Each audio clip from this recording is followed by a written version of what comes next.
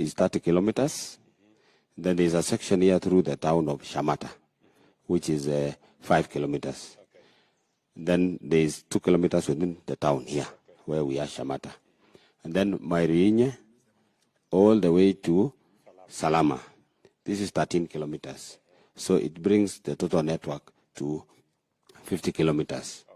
Now, the contractor has started completing, Your Excellency, from, he did a milestone, 5 kilometers, from Mailikumi towards Subuku. Now, it has stopped for some time, but is now restarted so that we can continue. So the total road is 50 kilometers. It's a contract sum of 1.68 billion. We intend that if the progress goes on, then we will have, as discussed, that we will have it continuously done all the way. Now, this is just a sample of the cross-section. This is what we have completed, part of the 5 kilometers we have completed. Then this is on several sections, but this is what we envisage the road to be on completion, Your Excellency. Na sasa Mheshimiwa Rais atafungua maandishi ya kumbukumbu. And very fanfare.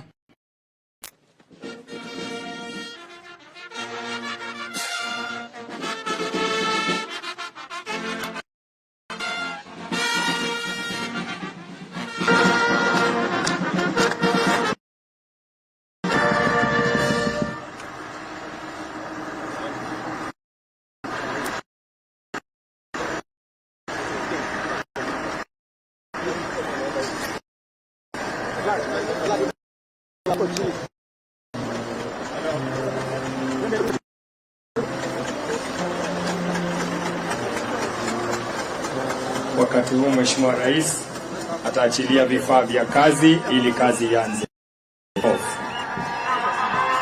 At the count of 5, 4, 3, 2, makofi kwa Mheshimiwa Rais anapoanzisha ujenzi wa barabara hii. Hongera, Your Excellency.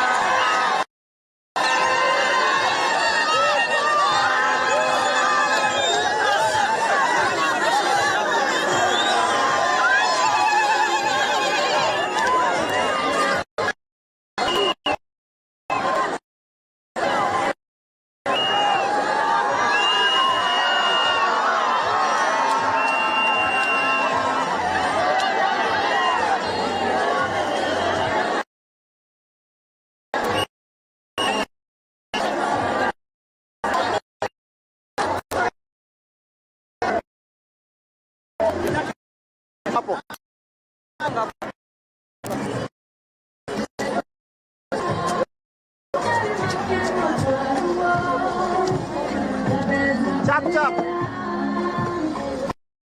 Yeah.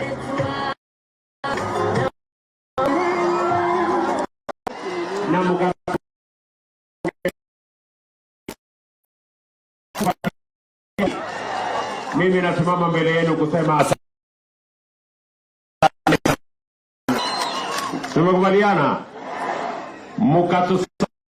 kabla hatujarudi mashinani, wacha tupange maneno sawa sawa. Ndio Nyandarua, sababu elimu ni muhimu. Elimu ni muhimu kwa sababu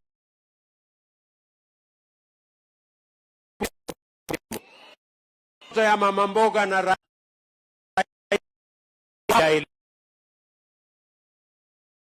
ndio saweka. Tulikubaliana azalishe chakula zaidi. Neguo, iko njia nyingine ya kupunguza msaidie ile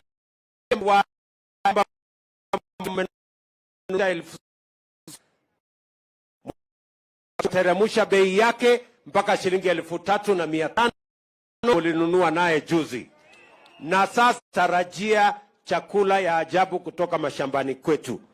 Mimi nawaambia wakulima asante sana kwa kurudi shambani, na wajue ya kwamba serikali ya Kenya itasimama kidete pamoja na wao. Tumekubaliana pia na governors wetu ya kwamba hiyo mbolea ambayo tumepunguza gharama yake tunataka ifike kwa wakulima. Hatutaki wakulima waendee hiyo mbolea mbali, tunataka iletwe karibu na wakulima wetu. Ile ya Shamata ikuje mpaka hapa Shamata. Tunaelewana? Kazi yangu ni kuleta hiyo mbolea mahali inatoka kule Europe na nilete mpaka hapa Nyandarua. Kazi ya kusukuma kutoka Nyandarua mpaka Shamata ni kazi ya gavana, na tumekubaliana. Si tunagawana kazi ama namna gani?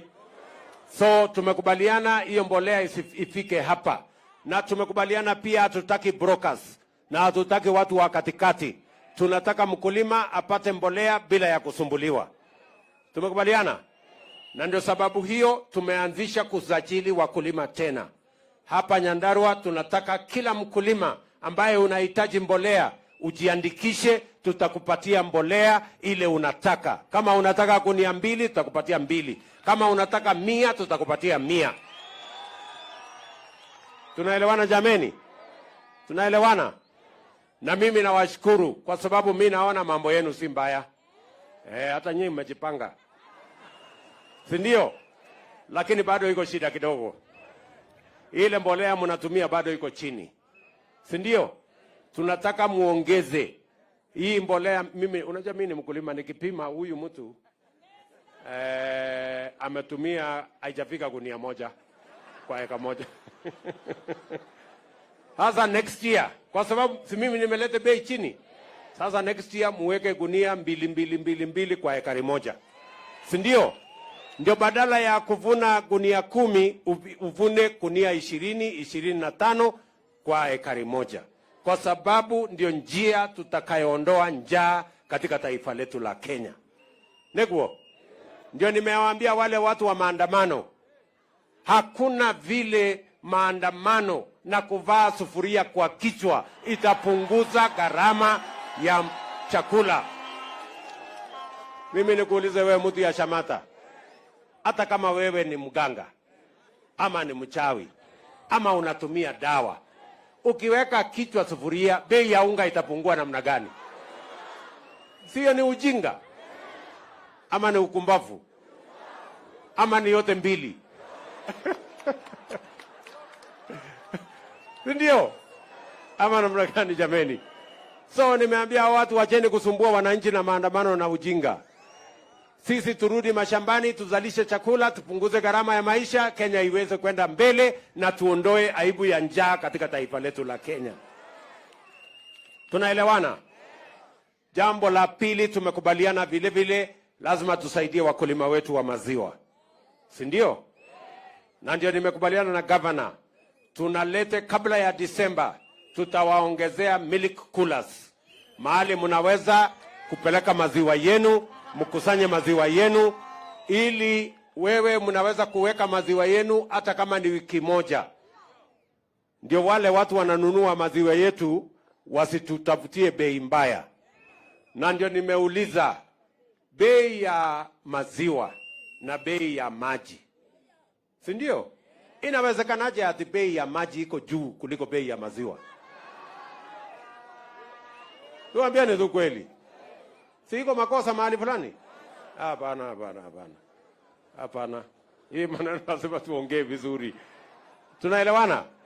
Ndio tumekubaliana tunafanya mpango. Na tumesema kabla hatujaongea tunataka bei ya maziwa isirudi chini ya shilingi 50 kwa lita moja.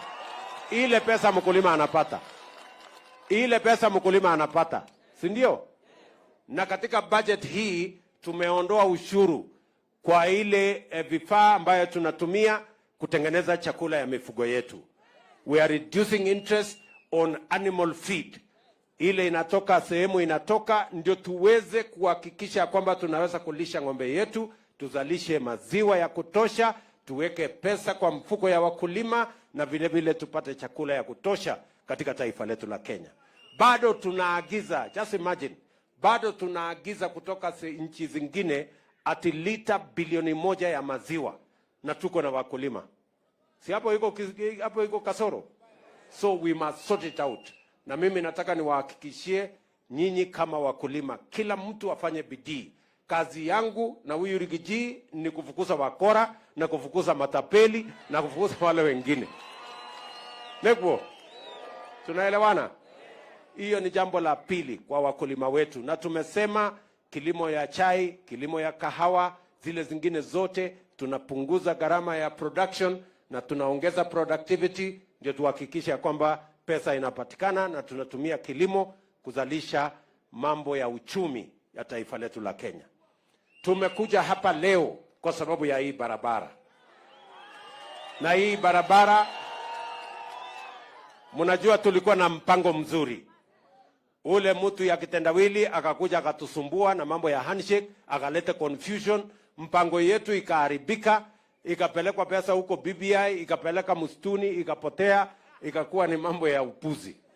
So sasa tumeipangia vizuri katika budget yetu, na mimi nataka niwashukuru wabunge wetu akiwemo huyu wenu Bwana Gachagua.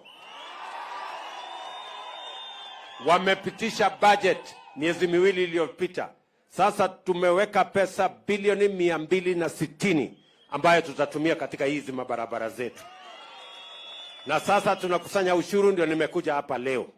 Hii barabara yenu kutoka maili 10 hapo kuja Subuku, kuja hapa Shamata, kwenda mpaka Kariamu, hii barabara tutatengeneza, na mimi nataka niwahakikishie 1.5 itakamilika, mimi nitakuja hapa kufungua. Negwo, tunaelewana? Na hawa waheshimiwa wameniambia ikifika pale Kaka ipelekwe kwa hospitali. So, Katondo. Mahali inaitwa Katondo, mahali fulani hapo. So, na nimekubali, wacha iende kwa hospitali. Tunaelewana? Na hapa pia katika town yenu hii ya Shamata, tuzungushe hii barabara ya lami hapa town ikae chonjo. Tumekubaliana? Na vile vile nimesema kwa hii program pia tujenge soko hapa Shamata. Tuwe na soko mzuri ambaye itatumika, na nimeambia mjumbe wenu afanye kazi na watu hawa barabara na pia wizara yetu ya mambo ya housing na markets, ndio tuweze kuwajengea soko hapa Shamata. Na hiyo soko ni kazi kidogo. Hii soko isingoje barabara. Hii soko miezi 2-3 iwe imekamilika, ndio hawa mama waendelee na biashara, tupeleke taifa letu la Kenya mbele. Tumekubaliana? Nekuogana tiguo. Tunakubaliana? Tatembea hivyo. Na hii barabara pia kutoka pale Mailoinya tunataka isukumane mpaka ifike salama, mpaka ifike salama ngambo ile. Hiyo barabara vile vile tunataka tuisukume namna hiyo. Tunaelewana? Na tuko na barabara zingine nyingi hapa Nyandarua ambayo tutapangana na nyinyi ili tuhakikishe ya kwamba hizo barabara zenu tumezikamilisha kabla hata hatujaanzisha barabara zingine mpya. Hizi zote tulizoanzisha tuzikamilishe. Tumekubaliana jameni? Tumekubaliana? Vile vile mbali na hii soko ya Shamata, pia mimi nataka tujenge soko ingine hapa mahali imetangazwa municipality. Hapo Mailoinya tutajenga soko kubwa. Engineer tutajenga soko kubwa. Subuku tutajenga soko kubwa. Geita tutajenga soko kubwa. Wanjohi tutajenga soko kubwa. Kwa haraka tutajenga soko ingine. Tumekubaliana na hawa tunajenga soko 10 mpya hapa Nyandarua. Ndio mama mboga, kwa sababu tulisema wera ni wera. Mama mboga pia aendeshe biashara yake mahali kuna heshima. Ama namna gani ndugu zangu? Muliziona juzi tumetangaza, hata ingine tumetangaza leo, soko ya kule Olkalau. Hizo soko zote tumetangaza, lot 1, lot 2 imetangazwa tayari, ingine imetangazwa leo, na tuko na pesa ya kuzijenga, ndio tuweke heshima kwa biashara ya kila mtu. Tunaelewana jameni?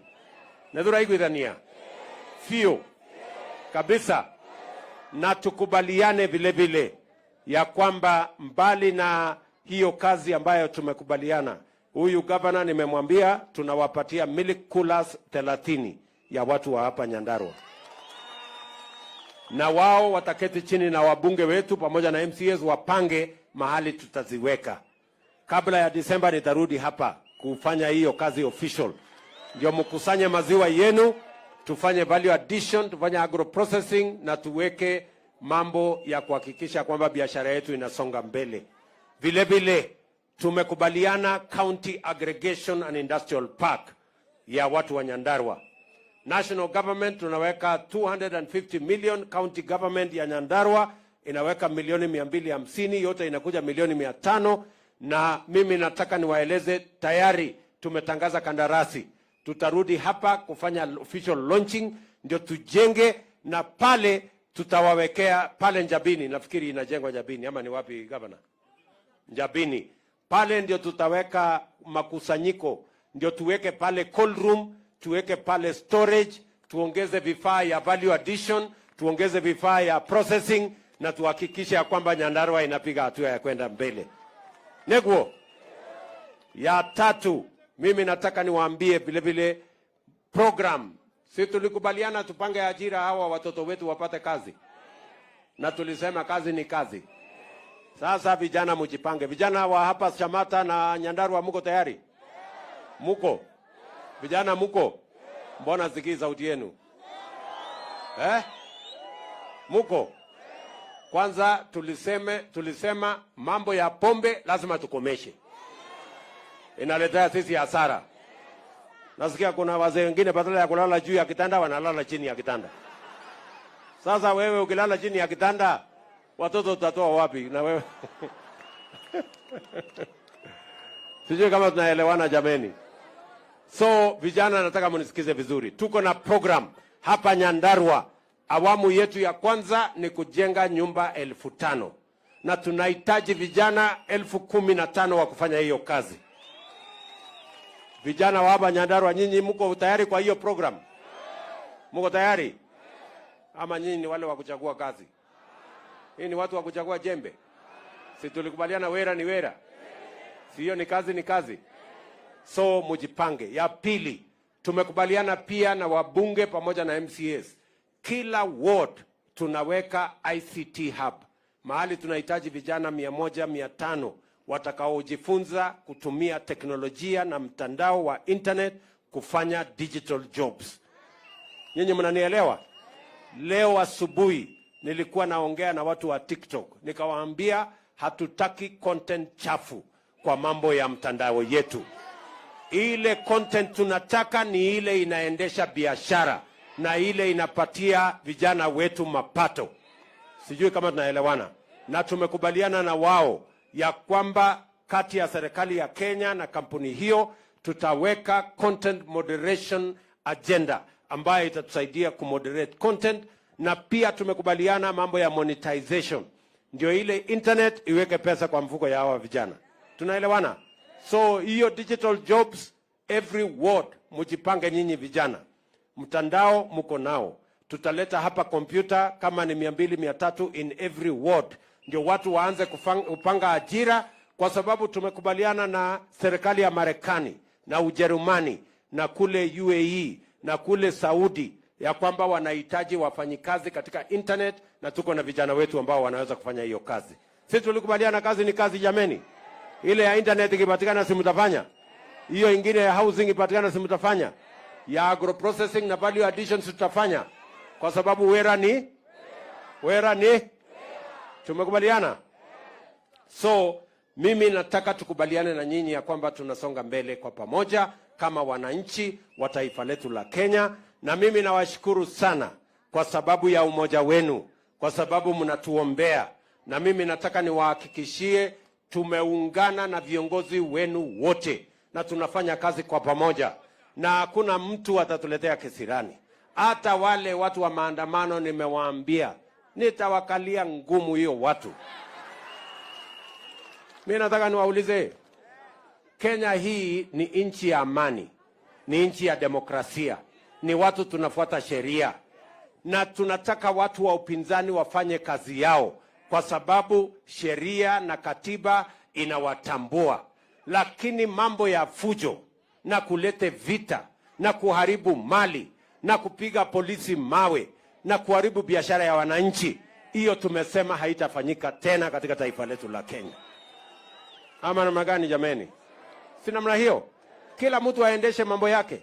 Kwanza nimerahisisha kazi ya watu ya upinzani. Nimeambia wabunge wetu, nimeambia bunge wabadilishe sheria. Sasa mawaziri ambao hawakuwa na wanaenda bunge, saa hizi nimesema wabunge waende bunge wajibu maswali ya representatives ya wananchi wa Kenya. Sasa nyinyi, mimi nimewaletea mawaziri wakuje bunge, muwaulize maswali, muwaulize mambo ambayo wananchi wamewatuma, badala ya kushughulika na kuuliza maswali wa bunge kule bunge. Mnapanga maandamano, mnaharibu mali ya wananchi, mnapiga mawe polisi, mnachoma barabara, mnaharibu biashara. Sio ni mambo ya kukosa heshima jameni? Tuko pamoja? Na nimewaambia hawa viongozi, kwa sababu ni watu ambao hawana heshima na wengine. Nimewaambia hawa viongozi ambao wanasema ni maandamano, kama kuna mtu anajisikia ya kwamba afanye maandamano, kabla haja mobilize wananchi na watoto wa taifa letu la Kenya, alete bibi yake, alete watoto wake, waanze kutupa mawe kwa maandamano. Ama namna gani? Kama maandamano ni ya maana, si ulete bibi yako afanye maandamano? Kama kutupa mawe ni ya maana, si ulete mtoto wako atupe mawe? Hapana. Hiyo maneno no. Ama namna gani jameni? Nego kadatigo. Tuko pamoja? Tumekubaliana? Mnasema hii maandamano tukwamishe ama tusikwamishe? Tukwamishe maandamano? Kabisa, nimewaambia hapana. Na unajua hawa watu wamezoea tabia mbaya. Kwa sababu wanalete fujo ati ndio wapate kitu. Waliletea fujo Moi mpaka wakapata cooperation. Wakakuja wakasumbua Kibaki mpaka wakachukua nusu mkate. Wamekuja wakazungusha Uhuru hapo mpaka wakaenda na handshake, program yetu ikapotea, BBI ikaendelea, tukazama, tukaingia kwa madeni. Sasa mimi nimewaambia, hii serikali hii, mimi nawaambia hii serikali ni ya mahasla. Hakuna nusu mkate, hakuna handshake, hakuna hiyo borojo. Hawa wananchi walimaliza kazi ya viongozi tarehe 9 mwezi wa 8, wakagawa viti yote. Viti ya viongozi ilimalizika tarehe 9 mwezi wa 8. Wale wakupata MCA walipata. Wale wakupata bunge, wale wakupata sijui governor, wale wakupata rais, imeisha. Ama kuna kiti mulibakisha? Si viti mulimaliza, muligawa ikaisha. Sasa ile kazi imebakia ni kazi ya hawa wananchi. Tujenge barabara, tujenge soko, tupange mambo ya matibabu, tupange mambo ya biashara, tupange mambo ya kilimo, tuondoe njaa. Hiyo ndio kazi imebaki. Ama namna gani jameni? Nego? Si ndio?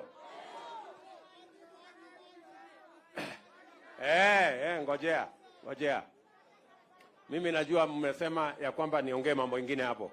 Lakini nyinyi, hata nyinyi mnaniharakisha. Mmeambiwa niko na haraka ya kwenda wapi?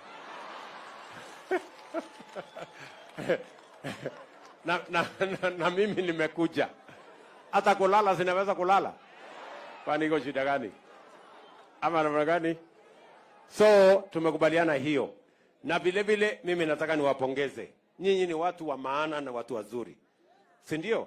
Niliwaambia hii maneno ya kuweka watu kwa CRB, nitawatoa kwa CRB. Hiyo CRB nimetoa kila mtu. Watu milioni 7 wametoka kwa CRB. Niliwaambia nitawapatia pesa ya Hustler Fund. Nyinyi mmebeba shilingi milioni 500 hapa Nyandarua. Watu 260 wamechukua pesa ya Hustler Fund. Na nyinyi ni watu wazuri, mnalipa. Kwa sababu wale watu wanalipa Nyandarua ni 77%.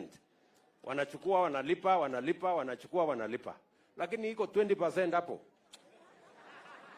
Na mimi naona hata hao watu wako kwa hii mkutano. Ndio hawataki kuniangalia macho vizuri. Wamehepa na pesa. Lakini sasa niko na maneno yenu. Ndio?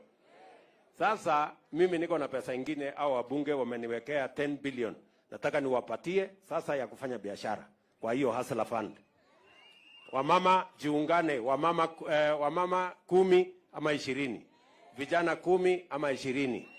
Mjiunge, tutawapatia kati ya 20,000 na 1 million. Tutawapatia. Na hakuna komiti. Si niliwaambia hii Hustler Fund haina komiti. Hata hutaki kani kujua mzee wa mitaa ama nani. Komiti ni watu wawili. Wewe na simu yako. Komiti inaishia hapo. Na approval inatoka. Ama namna gani? Sawa? Muko tayari kujia hiyo 1 million? Mtajipanga kwa vikundi? Ndio mchukue hiyo 1,000,000? Na mtafanya naye biashara? Na mtasukuma gurudumu ya kwenda mbele? Lakini iko kashida kadogo. Sawa? Niwaambie shida iko wapi? Sasa hiyo 1 million kabla hatujakupatia. Kama ulihepa na 500 itabidi ulipe. ama ulihepa na milioni na shilingi 1,000 ama 2,000. Yaani sasa hata wewe mtu ya Shamata. Yaani unaweza kuwa umehepa na 500. Alafu nikupatie 1 million. Bana. Mpaka ulipe kwa ile ya mbele. Mtalipa. Ndio mchukue hii pesa nyingi na mfanye biashara namna hiyo. Mjipange hapo na tutapangana vizuri. Tumekubaliana mambo ya maji. Si ndio? Hapa najua tuko na shida ya maji Nyandarua. Si ndio? Tayari tumetangaza kandarasi, kama nyinyi ni watu wa kusoma magazeti. Tumetangaza kandarasi ya Pesi na Malewa. Tunangojea watu wa kuapply ndio wakuje watujengee hiyo dam ambaye tumezungumzia miaka nenda miaka rudi. Lakini mimi nataka niwahakikishie hii ndio serikali itajenga dam hiyo. Vile vile tunatangaza, tunapitisha katika cabinet next week pia dam ya Kinja, ili tuweze pia kutafuta kandarasi tujenge, tupatiane nyinyi maji. Pia nimemwambia Waziri Alice, hata wakati tunangojea dam ile kubwa akuje akubaliane na viongozi wa hapa tujenge dam zile ndogo ndogo. Tuko na pesa karibu shilingi bilioni 30 ya kujenga zile dams ndogo ndogo na water pans. So wataketi chini na gavana wenu na wabunge wenu, tutakubaliana ni mahali gani tutaweka maji, ndio tutege maji tutumie kwa matumizi nyumbani, tutumie kwa mifugo yetu, na hata irrigation tufanye nayo. Neguo? Tumekubaliana? Tumekubaliana? Hebu ni wale wanasema tunakubaliana, tuendelee namna hiyo. So mjue tunawapenda sana, na si mnajua mimi niko na mtu yangu ya kunisaidia kazi jameni. Anaitwa Rigiji. Mnamjua? Si ni mtu ya kijiji hii. Bwana Rigiji, si usalimie hawa wananchi wa hapa Shamata.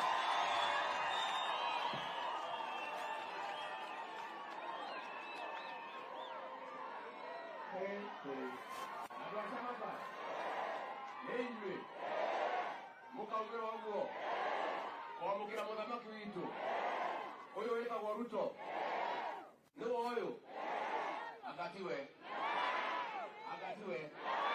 Eha. Ndio mwana mzuri. Kuingire ndio kakwendera. Tokia yoka gucokia ngathoma. Nĩ mwatuĩkire wega. Nĩ mwatuĩkire wega andũ atanago. Na ndũĩ kwaria ũhoro wa matuti arĩa handũ hega. Kani mandarĩ handũ haceke. Mũgĩtũhoya. Mũgĩtwambararia, mũgĩtũtua thamaki. Nĩ mwekire wega. Handũ hakwa na njamba ĩno na timu itu kuma ngoro-inĩ yakwa thĩinĩ amũkĩrai ngatho ciakwa. Rais wetu William Ruto, karibu hapa nyumbani. Mimi ni mzee ya hii kijiji na hawa ni watu ya nyumbani. Mkutano ya mwisho nilifanya hapa, wakaniambia niende nikusaidie niwaachie. Si ndio mliniambia? Si nilifika hapa saa 12. Mkaniambia nisipoteze wakati hapa. Hapa niwaachie nyinyi niende nikasaidie rais. Na mkaamuka mkapiga kura vizuri. Tumekuja na rais kusema asante. Na hatujakuja mkono mtupu. Ndio tuyayoka na rami. Ilio nege tujo mwana na gikagerio mugo. Nimwake na nimuthamaki guka. Ne ubara yo atangatha ni nywe. Katiguo. Na aritonde kirio mundu mugi athiiri. Ndigukiongerera tungi tunini twamikira. Na mutigakianirire muno. Mutigakianirire muno niguo. Niguo andu aitu. Nie twoka na muthamaki kuga ne thengio na kuruta wira. Na kundu guku niguo gucenjia. Ire tiguo. Mumenye riu nani ngethondeka gwakwa, nguthondeka kwanyu. Ire tiguo. Ire ndiratumanire thitima iratumwo. Thitima irathimwo horo wa mai tutikwenda kwanirira muno. Ethoire mumianiriri. Ciamo cietike. Ciamo cietike. Koguo ninguka ndimwite tucire maundu maitura ririku. Na mimi nataka niseme rais, asanti kwa kuja hapa.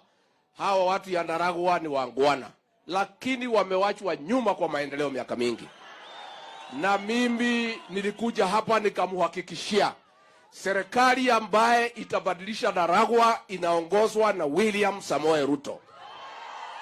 Na mimi nikiwa mtu yake ya mkono na mtoto hapa nyumbani, tutahakikisha ya kwamba hii Shamata na Ndaragwa imebadilika. Mareme onaga makauga aganeo agake. Aganeo agake. Kwa hivyo rais hapa tutasaidiana na hao viongozi. Na mimi rais tukiwa na hata rais alitupatia tena waziri kutoka hapa Ndaragwa anaitwa Rebecca Meano. Alafu akanipatia deputy president. Si rais anatupenda? Andu Ndaragwa no tugecokia thirikari ya muthuri uyu. Ni atwekete wega. Lakini rais, kuna mtu ametutia hasara hapa hii Ndaragwa. Huyu mzee akitendawili. Unajua aliharibu Uhuru Kenyatta mtoto wetu. Si aliharibu Uhuru Kenyatta? Juzi ameingia hapa Ndaragwa amechukua mtoto wetu anaitwa Kioni. Amemchanganya siku hizi anavaa sufuria kwa kichwa. Kama kuna mtu ametutia hasara katika Ndaragwa na Nyandarua ni huyu mzee akitendawili. Si ameharibu Kioni? Na huyu Kioni tafadhali. Hii watu ya Ndaragwa walikufanya mbunge mara 2. Wacha kuaibisha sisi. Tunaona haya. Huku jenga barabara, huku lete maji. Sasa Ndaragwa inajulikana umevaa sufuria kwa kichwa. Na hii sufuria hapa ni yao mama yetu ya kupika, si ndio? Atimia mwe na thuria cia guthie barabara. Nimoko hoera mwana ucio witu. Nimoko muhoera. Muhoere Kionima. Atige gutuconora niguo. Kanyuo mutiraconoka. Mutiraconoka. Nimoko muhoera. Ile ti mwana witu. Acoke namo. Na noe murwanyina ni professor haria. Athondekete cukuru wa Kimathi University ugatuika kirorero. Ile tiguo. No ndere kiumaga muhunjia no yumaga ki. Nimoko muhoera. Reke ituhoere mwana. Ni andu aigana marauga tuhoere mwana ucio witu tumuhoere.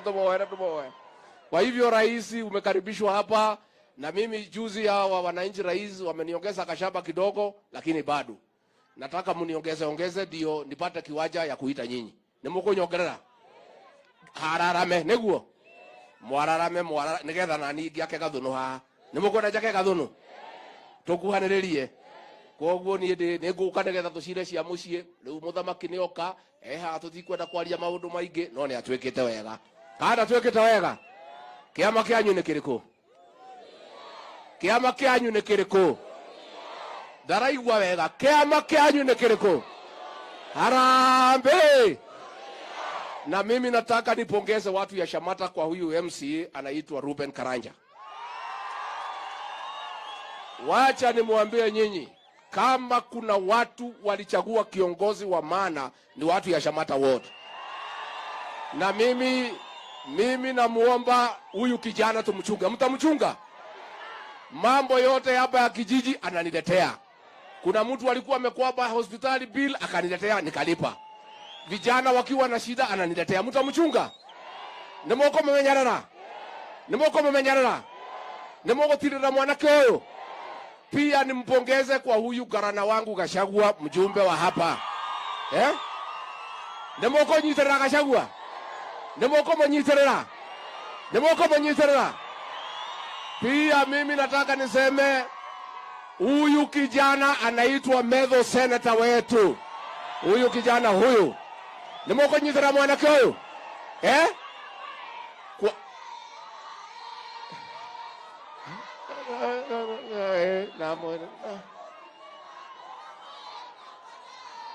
Hai. Na mami mwega nake ni mwekirega ndoko munyiterera. Mami mwega maito wa county nego mucokeria ngatho no wacio ni akunyitererwo na mugicoka mugituhe gavana mwega witagwo Kiarie wa badilisha ile tu wacio ni mukunyiterera ni arathie wega.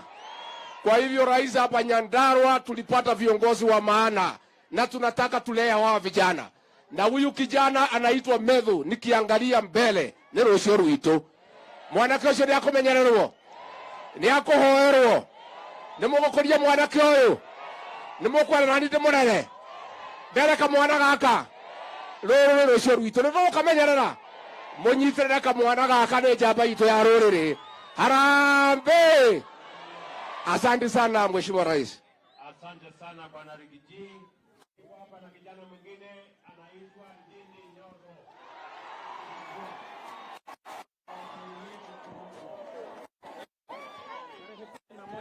Okay. Samata weye. Andu a Samata. Akamutira itheru. Ndirakiona muhukire inyuothe. Niguo mwendete njamba ĩno. Oyo president witu William Ruto. Wacha nisikie duru ya rais wetu tena. Rais, mimi yangu ni machache. No mbere biũ reke nyambe ndĩmwarĩrie na language itũ. Ndĩmwĩre ma andũ a Samata na Ndaragwa na gũkũ Nyandarua. Mama niĩ rekei ndĩmwĩre nĩ thengio mũno. Tondũ nĩ tuokire maita maingĩ, tũgĩũka na president, tũgĩũka na deputy president, na tũkĩũrũra mũno, na rĩmwe nginya mĩmero ĩkora tũgĩthaithanĩrĩra. Na ma nĩ ndamũrutĩra ngobia nĩ ũndũ wa gũthura mũnene wakwa. Na oho mũgĩthura thuti ya UDA na nĩkĩo tũramũrutĩra wĩra. Na rais wetu, mimi nakushukuru sana kwa sababu yale yote tulisema wakati wa campaign, hayo yote ndio unatimiza. Rais wetu, maendeleo ndio inadumu. Maendeleo ya barabara ndio inadumu, ya maji na hayo mengine. Na mimi rais, wacha niseme kwa hawa wenzangu wa hapa Nyandarua, wewe uliniamurisha ya kwamba hii barabara ya Samata lazima tuweke pesa katika budget, na already tumeweka. Na rais pia uliniamurisha ile barabara yote imekwama hapa Nyandarua. Hapa Ndaragwa peke yake kuna 106 kilometers ambayo ulinieleza niweke pesa iendelee kujengwa. Maneno ya maji pia iko katika line, na maneno mengi ya masomo na ingine yote ya maendeleo. Lakini rais wetu, ile kitu mzuri kabisa, wewe ulitueleza pesa tutaweka kwa mfuko. Na nakushukuru sana kwa sababu ya Hasra Fund. Kwa sababu sasa hatuendi kwa Shylocks na hatuendi kukopa kwa ile interest rate ya juu. Na rais wetu, mimi nilikuwa nafikiria saa zingine nikikopa pale kwa Hasra, ati mimi sasa nikikopa na hepa. Lakini mimi nimeona kuhepa haina maana. Kwa sababu mimi niliona katika hiyo app, ukikopa 500 na ulipe hiyo 500 unapelekwa juu. Ukikopa 1000 ulipe 1000 unapelekwa juu. Kwa hivyo mimi nauliza, ndio tuendelee kufanya biashara katika Hasra Fund. Tukikopa pesa tunalipa, na ndio tutagea ile 1,000,000 ya rais ya groups na ya kufanya biashara. Kana ni ati adwa itu. Na ya mwisho, rais, unajua hawa watu waliona ni kama wewe ni kama wale wengine. Na mimi kama Dede Nyoro nikawaeleza, Huyu hata ukiangalia hii ni Maumau. Si hapa ni Maumau? Na nikawaambia huyu hakuwa ati asubuhi anaitwa baba nikupapie bluebird ama ni sausage. Huyu ni murusik na kaugali unaenda shule. Na nikawaeleza nyinyi mcheza na mwingine kama vile mlicheza na wale wa kitambo, lakini huyu hatishiki. Hawa watu wakaona mimi ni kijana, hawakunisikiza. Wacha nikwambie, wakapaga maandamano. Wamekibia pale Nairobi. Wamekibia. Na mimi nimeona na kabisa, na wataka niwahakikishie, rais wetu akiwa pale, maandamano Kenya hakuna ingine. Na niwaeleze ingine, hata wafanye nini, waongee, wanyamaze, kitu inaitwa mkate nusu hakuna. Na niwaeleze hata sio mkate nusu, mkate kwota hakuna. Kwa sababu maneno ya kugawana serikali na kupigana hiyo imekwisha. Na ya mwisho, na pole kwa kuongea sana, mimi niko bunge na huyu Gachagua mbunge wenu. Na mimi watu wa Daragwa mlifanya kitu ya maana. Wacha niwaeleze kwa upole. Hapo bereni mlikuwa na mtu anaongea sana, kazi hakuna. Sasa nyinyi mkajajaruka, mkachagua wa kupima maneno, lakini kazi anawachilia yote. Lakini mumueleze hata kunisubua sana kama chairman wa budget. Ananiambia budget yote ya Kenya nilete Daragwa. Gachagua umenye uria tuguikarania. Thengio muno na Ngai amurathime.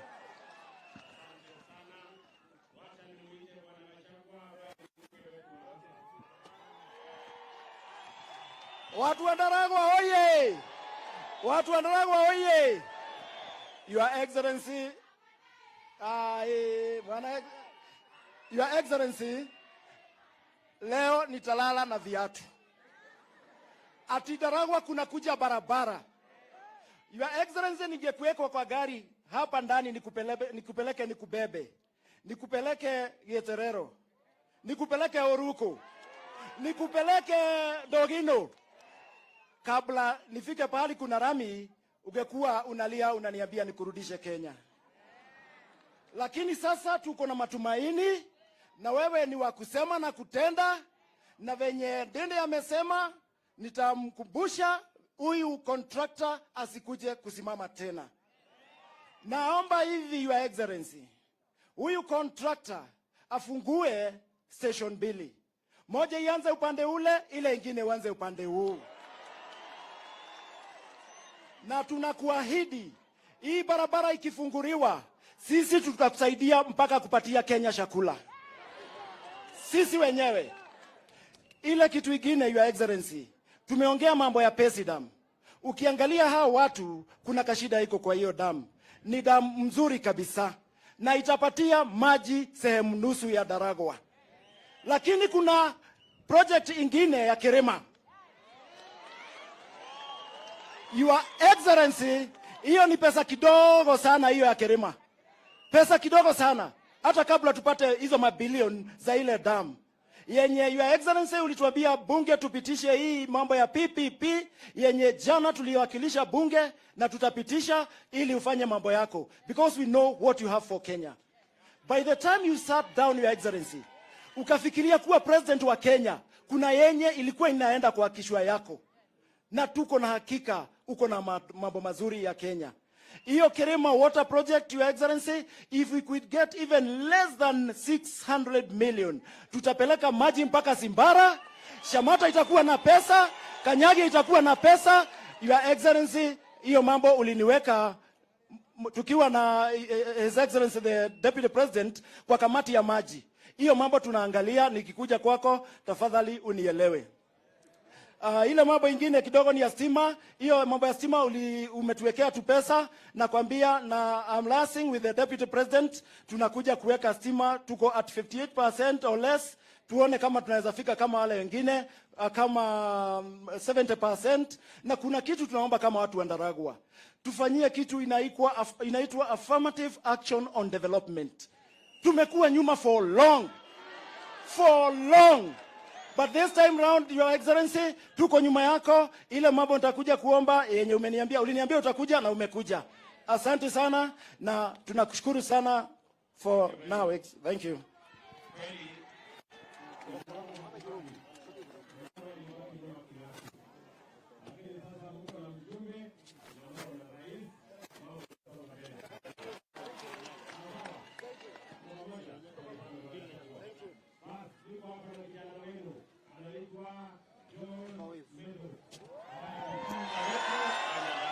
Asante sana, Your Excellency the President.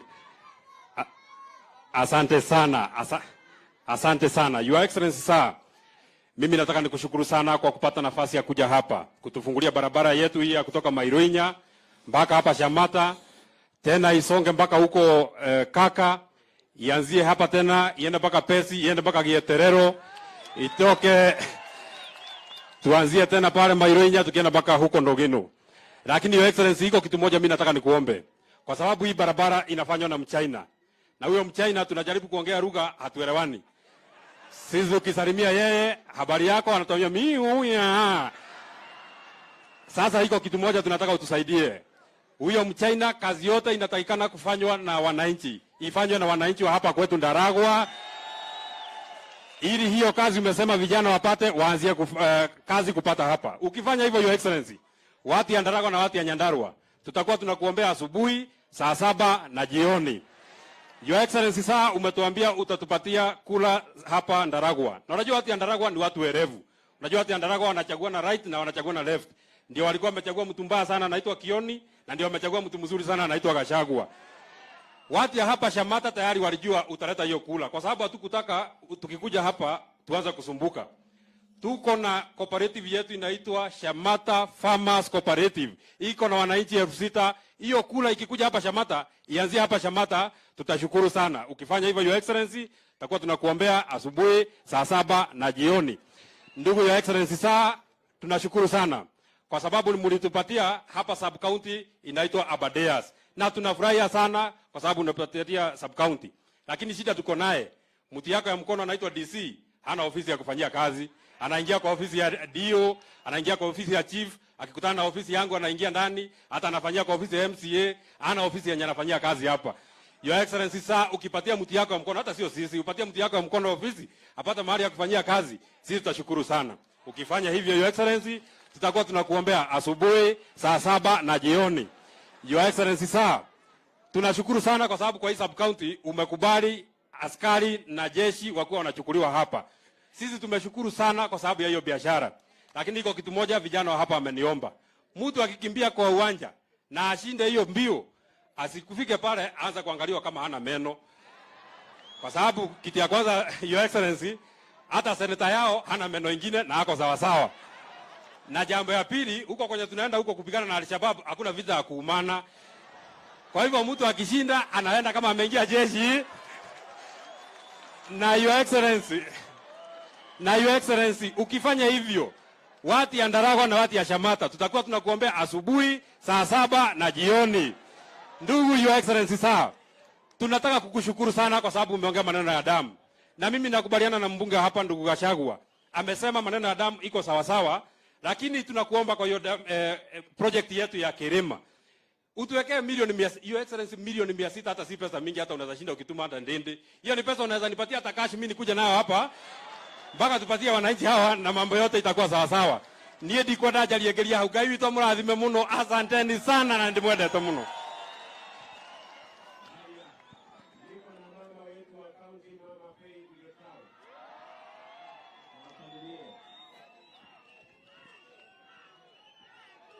Ngai nĩ mwega na hĩndĩ ciothe. Ngeithia yoguo akorwo nĩ mũrauga Ngai nĩ mwega. Your Excellency, nataka kuchukua fursa hii to tell you thank you very much. Wakati tulikuwa tunafanya campaign, tulikuleta na tukakuzungusha hapa kila pahali, na ukasimama pale ukatuambia hii barabara itajengwa. Kwa hivyo wewe ni wa kusema na kutenda. Tumpigieni makofi president wetu. tukikuona hapa na ukifungua hizi barabara, tunataka kukuhakikishia ati sisi chakula hapa tutatoa kwa wingi. Ikiwa ni viazi, carrots, cabbage, zote zitatoka hapa kwetu. Kwa hivyo hatutakuwa na shida hata kidogo ya chakula. Na kwa hivyo tunakusii na tunakuomba. In Nyandarua, we require a potato processing plant. We need a potato processing plant. Tafadhali tukumbuke. Ukienda huko upate investor, mlete hapa atujengee hiyo. Nikimalizia, Your Excellency, tunajua vijana wanachukuliwa KDF, wanachukuliwa polisi, wanachukuliwa kila pa. Kumbuka Nyandarua na Kusihi. Wako wengi sana hapa hawana kazi. Na nataka kukushukuru pia kwa sababu wewe umesema wazee wakuwe registered, wale wamefikisha 70 years, na hata wale hawakuwa wanapata pesa hapo awali, wote umesema wakuwe registered. Tunasema asanti sana, na hapa Nyandarua tunakuhakikishia 100% support, kwa sababu wewe umekuwa rafiki wa karibu, umetushika mkono na sisi tutakushika mkono. Asante sana, Mungu akubariki.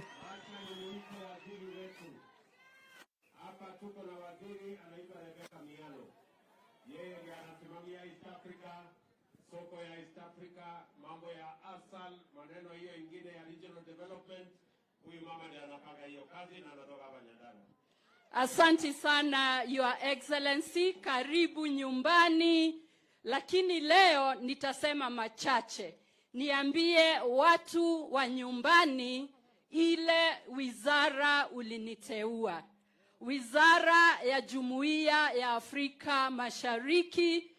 Kwa hivyo Mheshimiwa Rais na watu wetu, ushirikiano wa Kenya na majirani wake, majirani 6, Kenya, Uganda, Tanzania, Burundi, Rwanda, South Sudan na Democratic Republic of Congo, ziko mikononi ya mtoto wa Ndaragwa. Na kwa hivyo wizara yangu iko wazi kuwaeleza nafasi za kazi, nafasi za biashara katika jumuiya. Hiyo haikutosha. Raisi akanipatia zile sehemu kame hapa nchini. Kaunti 23. Na zile sehemu kame hapa nchini ni zaidi ya 80%. Hiyo haikutosha. Akaniongeza mashirika ya maeneo mbalimbali. Niko na kampuni 6 nimesimamia, Kerio Valley, na niko na KVDA, Tarda, Ewasongiro, Coast Development na Lake Basin. Na ya mwisho akaniongezea special programs. Kwa hivyo kukiwa na dharura ya moto, dharura ya jilali kama ile drought, tuko hapo wizara yangu. Kwa hivyo Mheshimiwa Rais, ukiangalia historia, ulichukua wizara 4 za zamani ukapatia mtoto wa Ndaragwa. Na kushukuru sana, na nakwambia Rais, kazi tutafanya. Kwa executive uko na soldier, uko na mtu wa mkono.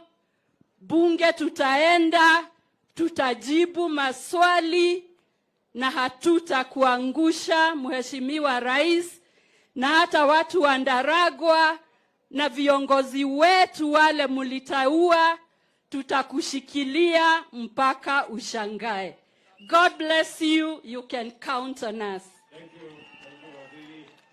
Wacha nimuite mama anaitwa Wanjiku Moya, mbunge wetu wa Kipipiri hapa. Shamata Shamata, mmefurahi rais kuwatembelea? Rais, nataka kukushukuru kwa sababu serikali ya hapo awali hatukuwa tunaweza kuiaccess. Sijui walikuwa anaona sisi watu wa Nyandarua hatufai kwenda State House, labda juu ya kanisa ile ya Wakorino na nguo mrefu. Lakini rais, juzi nimekuja ukanifungulia na nikakuomba hiyo barabara ya Gatodo, na nataka kukushukuru kwa sababu leo umeconfirm umepea watu wa Kipipiri hiyo barabara ya Kaka kwenda Gatodo. Mpigie rais makofi. Mheshimiwa Rais, kama ilivyojulikana, Nyandarua iko nyuma. It is the only county with 2 roads zenye zinatoka other counties. Hiyo ni barabara ya Nyeri ikienda Nyahururu. Ingine ni barabara kutoka flyover ikienda Nyahururu. This is the first road yenye itaconnect Nyandarua constituencies. Itatoka Daragwa, Kipipiri, Olkalao, 3 constituencies. Mpigieni rais makofi. Mheshimiwa Rais, pia umetueleza zile barabara zimekwama, Girugiru Mashinare utamaliza. Ile ingine ya Captain Geta Donyojero utamaliza. Sisi kama wabunge CDF pia tunashikilia pale Kipipiri, tumeshusha school fees to 2,000 shillings. Watu wote wanalipa 2,000 na madarasa yote tunaweka tiles. Kwa hivyo rais, tutakuita hata ufungue madarasa, na waziri pia tutachunga wafanye kazi. Asante.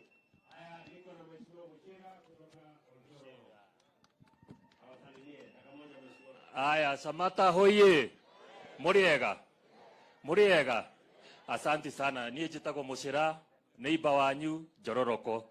Mheshimiwa Rais, nataka kukushukuru sana todo kutoka uchaguliwe umekuja huku more than 5 times. Na hiyo mara 5 sio sisi tumekuita, wewe ndio umeamua kukuja, ukuja utufanyie maendeleo. Jambo la pili, Mheshimiwa Rais, kuna watu nasikia wakisema ati unakuja kufungua zile barabara zilizoanzwa na hiyo serikali nyingine. Hiyo ni ukweli, lakini ile wanasema si ukweli kabisa, kwa sababu wanasahau kutuambia hizo barabara ndio zilifunguliwa, lakini kwa sababu ya maneno ya handshake na maneno ya BBI, focus ya kumaliza hizo barabara ikapelekwa kwa maneno ya BBI na maneno ya selfish interest. Kwa hivyo Mheshimiwa Rais, endelea kumaliza hizo barabara kwa sababu tuko na wewe. Na finally, Mheshimiwa Rais, kuna hiyo mtu ambaye ametajwa na Ligiji ambaye anaweka sufuria kwa kichwa wa kutoka hapa. Tuseme sisi tuko nyuma yako. Ni vile tu hakuna soko inakosa mwenda wazimu. Ni kuri thoko yaga mugoroki. Riu ucio no mugoroki witu no ndakiri na thina ni tukumuhoera na mundu ni mekwagirira. Asante sana Mheshimiwa Rais.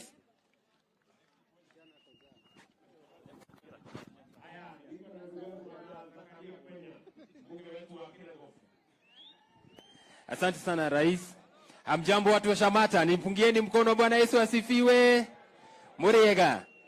Kwanza nilete shukrani zangu Rais kwa kupata nafasi kuja hapa, nafasi ingine. Kwa kweli sisi wana Nyandarua tunajivunia kuwa na rais ambaye si mwingine ila William Samoei Ruto. Ni kweli jameni? Amekuja na Nyandarua, hii ni safari ya 4 tangu achaguliwe. Tumekuwa na marais hapa, hawakukanyanga hapa hata safari moja. Kwa hivyo tunashukurani tele Your Excellency. Jambo la pili, because it's good to appreciate kazi nzuri ambayo umefanya. Tangu uingie ofisi, for the first time tumeuza maziwa yetu between 45 shillings to 50 shillings. Jambo ambalo halijapatikana hapo mbeleni. Ukweli ni kwamba kule kwangu Kinangop hata line za basari zimepungua kwa sababu watu wameanza kupata kakitu kwa mfuko. Kwa hivyo tunashukuru sana na tunasema uendelee barabara hiyo, nasi tuendelea kupatia support. Mwisho, Your Excellency, kule kwetu Kinangop, kwa sababu sasa leo uko Nyandarua, tuko na shida moja ya sub counties. Kinangop is the largest constituency in Nyandarua County. Tuko na population kubwa na sasa imefika wakati wanajeshi wanachukuliwa. polisi wakichukuliwa ama wakati kuna ajiliwa watu wa serikali. Kwa sababu ya population tunapata shida. Tunaomba rais, na nilikuwa nimekuomba wakati mwingine ulipokuwa kule kwetu, uangalie mambo ya administrative boundaries so that then our people are not disenfranchised, so that then they can benefit from all the opportunities that are given by the government. Kwa hayo mengi, Mungu awabariki watu wa Shamata, na asante sana rais kwa kuja.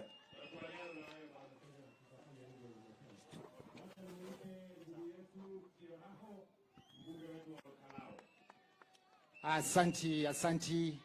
Adwa Shamata oye. Molekuo. Asanti. Your Excellency, on behalf of Nyandarua members of parliament, and I'm talking this as the most senior member of parliament, current senior most member of parliament, niseme we are so grateful kwa yale hii serikali yako inafanyia wakaaji wa Nyandarua. Leo hii tuko hapa Shamata, farafare nomro na yara uchoni His Excellency na makamo wake kutoka hapa mpaka Kariamu, neko higora omothi ukienda kuthi county headquarter ni dakika 20 ama 30. Before tulikuwa tunaenda mpaka Nyahururu, hiyo mzunguko yote. Na najua hii itachange mambo mengi sana. Sisi ni wakulima, na najua tukiendelea kufungua hizi mabarabara vile tunaendelea, mambo itakuwa sawa. Your Excellency, umeongea maneno ya barabara mingi, sio tu hapa Shamata. Umeongea ile ya kuenda ya Donyojero, umeongea ile ya kuenda Boyman, umeongea ile ya kuenda Kabas, na mimi hiyo yote sina wasiwasi yote. Najua utakuja kutii na itafanyika. Kwa hiyo mengi machache mimi nasema asante sana, na Mungu akubariki na aendelee kukubariki. Asante, thank you. Asante sana mheshimiwa. Niko na wabwana wengi hapa na MCS. Niko na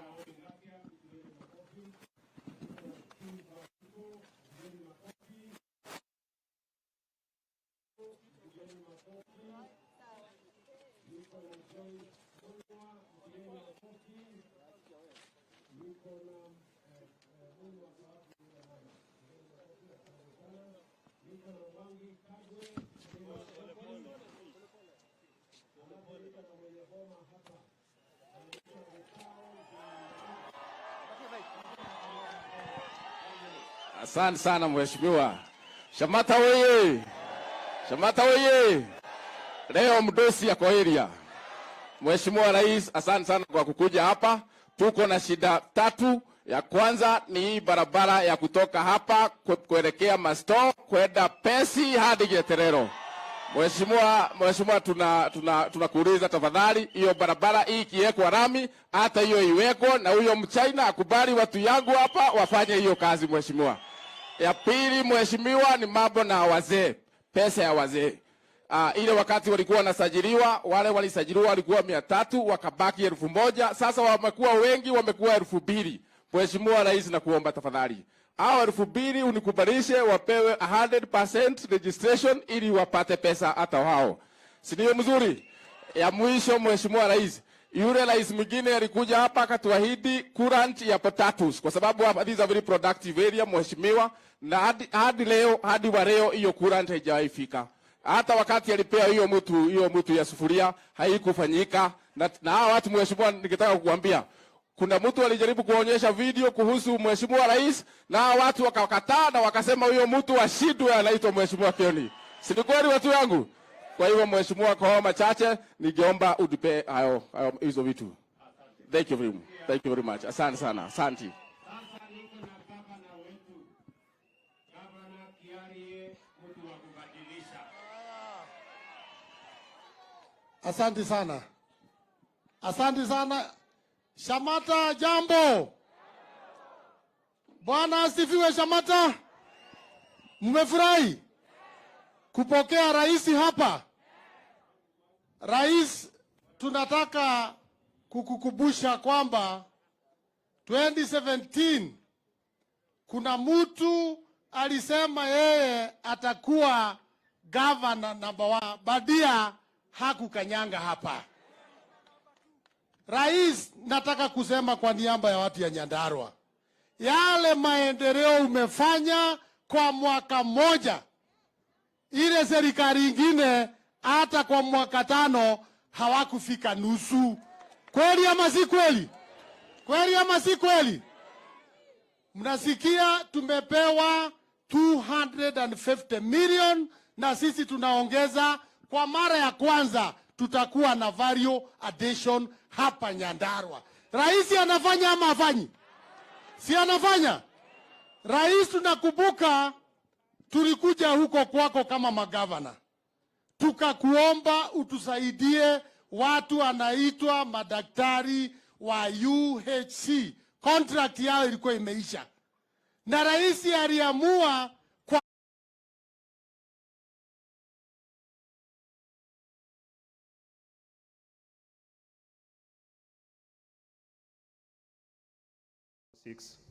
of the KMTC Act that the board is the one to do the admission.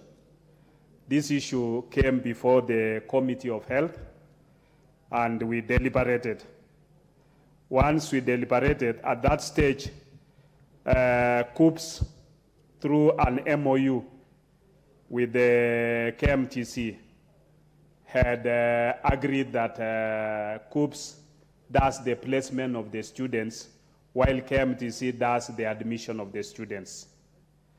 Now, the process had already started when they appeared before the committee, and the committee pronounced itself based on the court ruling which was done.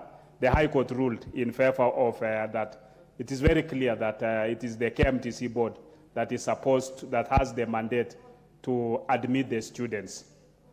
Now, the explanation given by COOPS is that they are not doing the admissions, they are doing the placement of students. That is because in their website, they already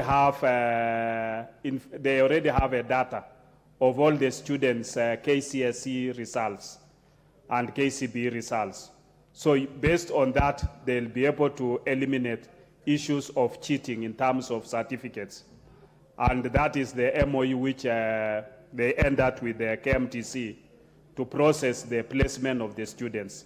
Once they have done the placement of the students, then KMTC does the admission. That is what they told the committee. But we are very clear that the mandate of admission is by KMTC. So from that explanation, I think maybe, unfortunately, the House is going on recess. If you could give us time so that the CS Health and the CS Education could appear in Parliament jointly to respond to this issue. I think that would be a more better way so that members can be able to ask questions that I cannot be able to respond at this stage.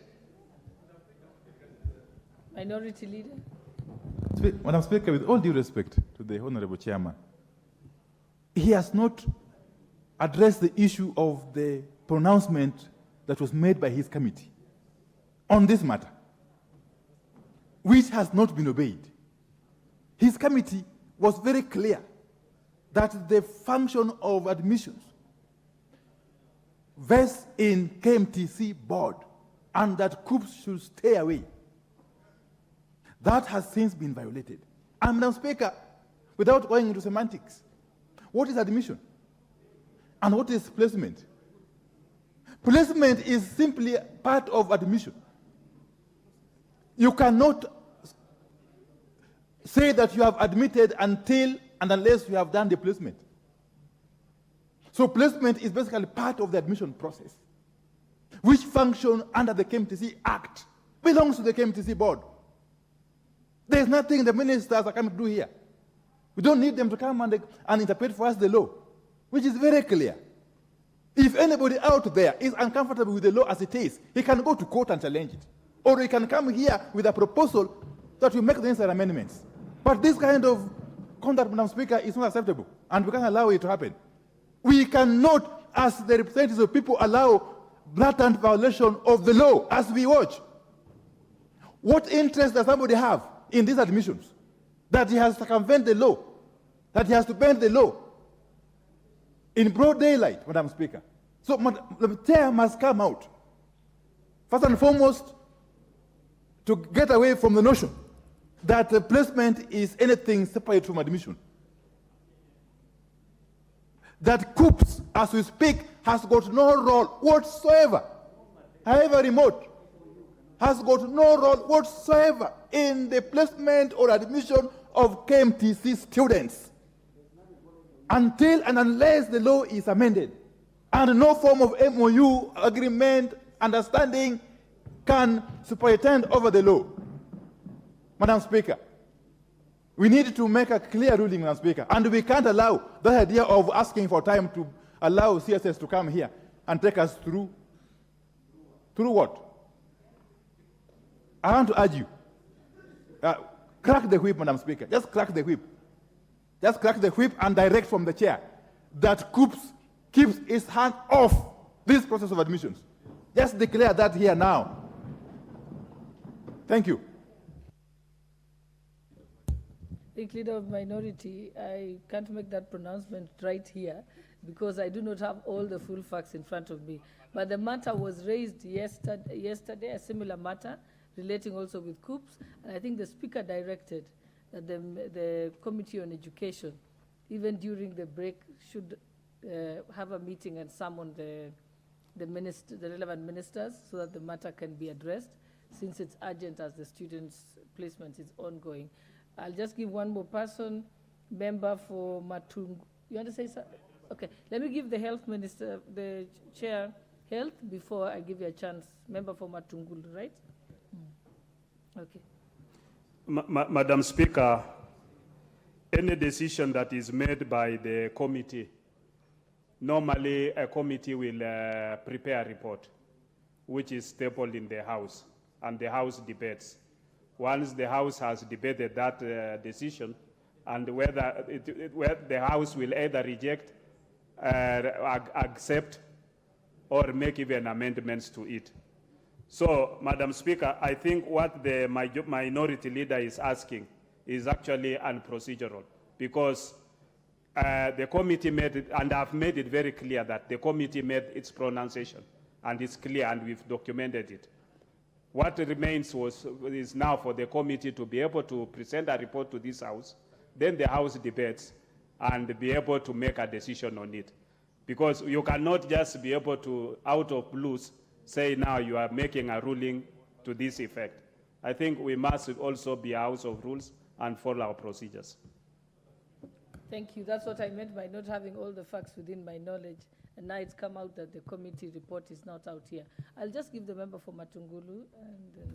And, Thank you very much, Madam Speaker. And I want to urge the members. We are the custodian of protecting the rule of law in this country. And I'm very aware, each and every member in this House, from the 290 constituencies, is people who are calling them or calling these members regarding this issue, Madam Speaker.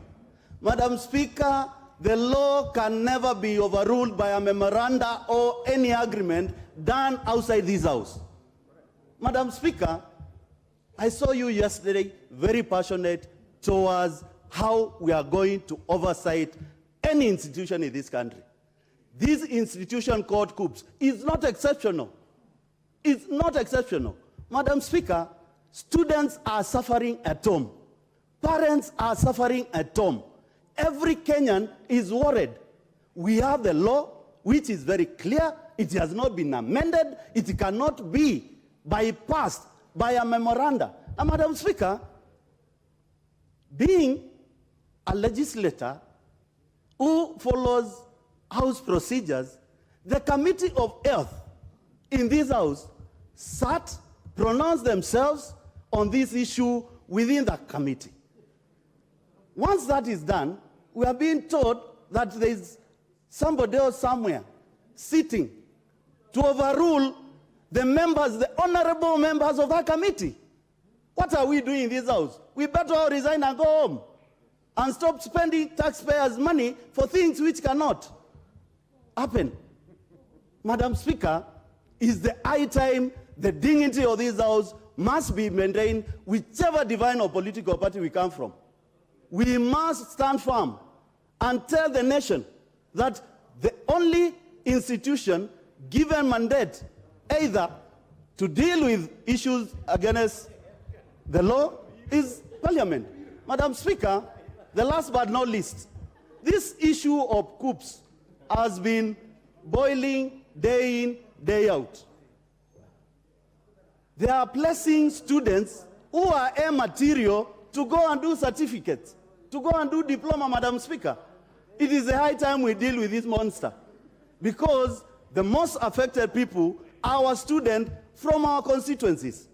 So, Madam Speaker, this is not an issue whereby we are going to lie low as Parliament. We are going to allow Kenyan students to suffer. You can imagine, Madam Speaker, when a student has worked so hard for 4 years to attain an A or a B and is given an opportunity to go to a institution of higher learning to just go and do a certificate or a diploma. Madam Speaker, I know very well, you passed well in your A levels. Can you imagine it's you being given that opportunity to go and do a certificate? Will you be our Deputy Speaker? Will you be the law who we know? This is an issue of Kenyans, and Kenyans must be protected, and that is a business which we have been brought here by the Kenyan people without no mercy to anybody, and we are not going to relent on this. Let the chair of Health Committee go and call the Secretariat to table that report, and by 5 o'clock we debate it and agree on how to go about it. Kenyans cannot suffer more, Madam Speaker. We have a responsibility as a House to protect the law. We were sworn in this House to protect the law. About memoranda, about anything else, does not supersede the law. The court has pronounced themselves on this issue, Madam Speaker. Let's law take its course in this country, and we move forward as a Parliament. God bless Kenya. God bless the students of Kenya. Thank you, honorable members. I think the chairperson for the Committee on Health has given an undertaking that he will move with speed to summon those various agencies and the minister.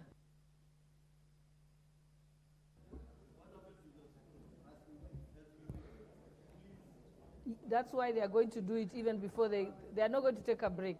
They are going to go and deal with it immediately.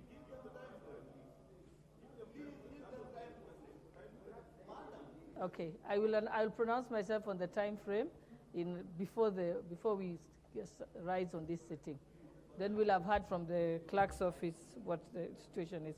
Okay, just allow me, honorable members, to recognize students seated in the speaker's gallery. Kothien Secondary School from South Imenti constituency, Meru County. Then Memon Academy Primary School from Vita constituency, Mombasa County. I also wish to recognize students and teachers seated at the public gallery, Mary Immaculate Kitale Primary School, Kwanza constituency, Trans Nzoia County. Sotit Primary School, Konoin constituency, Bomet County. St. Aloys Ajola Primary School, Kisumu West constituency, Kisumu County. And also, honorable members, I have a communication that just came to the Speaker's desk now. It is an announcement from the Coast Parliamentary Group.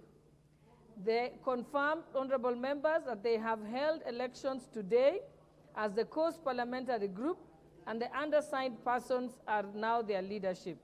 The patron is the Honorable Owen Bayer, Deputy Majority Leader. The chairperson is Honorable Danson Mwashako Mwakuwona. The vice chair is the Honorable Gertrude Bayu.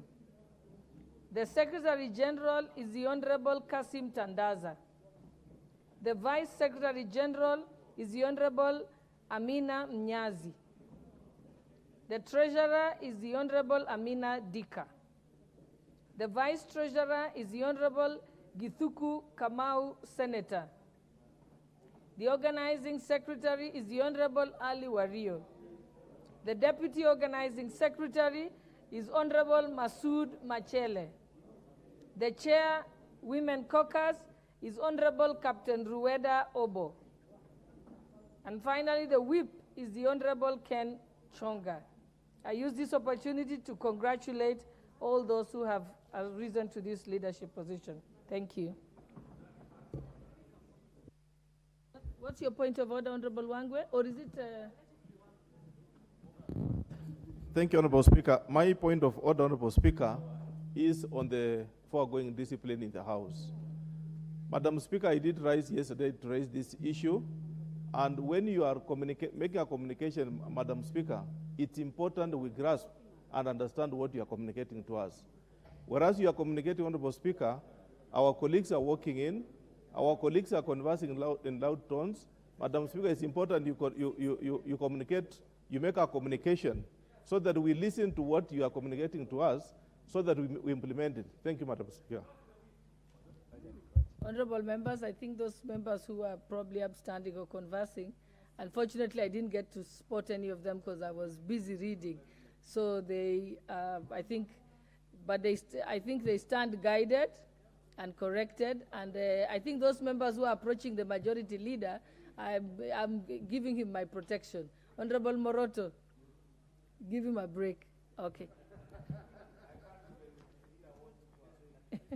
All right. I think maybe you are not in your office for them to see you. Okay, honorable members, let's move to the next statement, which is a general statement by the chairperson of the Departmental Committee on Tourism regarding an inquiry into human-wildlife conflict. Proceed.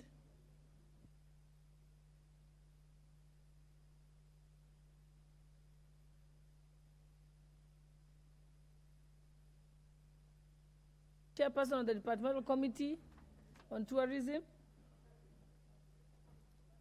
Not present. Okay. All right, let's move to the next order.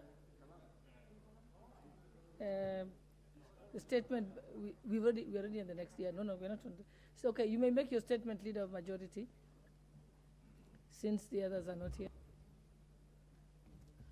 Thank you, Honorable Speaker, and I have quite a number of statements today.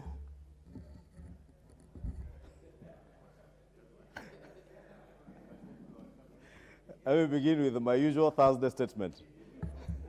Then I'll go to all the others, including Kera. There was also the one for the court-martialed Kenyans in Uganda. And the other one is on the university funding. Honorable Speaker, pursuant to the provisions of Standing Order 44-2A, I rise to give the following statement on behalf of the House Business Committee, which met on Tuesday, 22nd August 2023, to prioritize the business for consideration during the week. Honorable Speaker, I wish to commend the leadership of this House and members for the dedication and cooperation exhibited in the session so far. We have certainly been able to meet the set timelines in respect of all matters that were before us. We are now due for the break, commencing after today's session, with the House scheduled to resume its regular sittings on Tuesday, 26 September 2023 at 2:30 p.m., going by our calendar. Honorable Speaker,